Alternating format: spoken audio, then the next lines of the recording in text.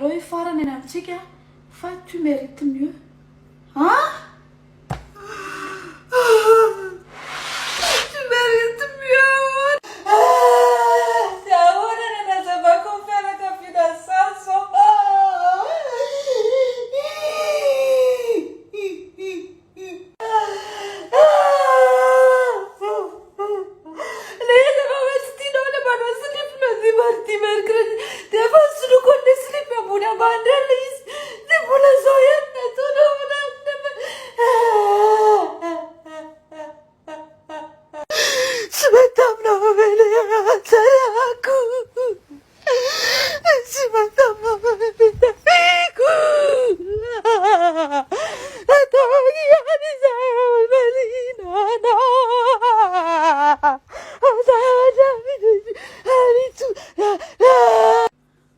Aloha ifarana any amintsika fa tsy mety tsony fa tu mérites mieux.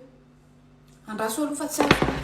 Satria na par filiation le izy a, zany hoe lovany tamin'ny dadany dia ny dadany zany mila manana taratasy vazaha, ny dadany dada mila manana taratasy vazaha, ny dadany dadabe mila manana taratasy vazaha. Nefa tsy hitako atao journal officiel lato le izy. Tsy hitako le Ratsuela Yves Rocher sy Ratsuela Edouard ohatrany tsy tazako. Tsy possible le.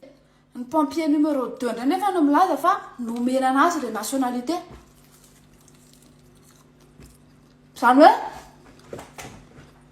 dadabe zany aloha vazaha.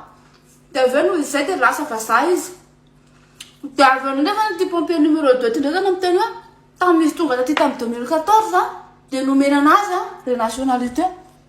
Tsara ngamba miverina miditra anaty kazerina daholo le pompier fa lasa mikorotana be mihitsy le fanazavana izy tsy very zany zay.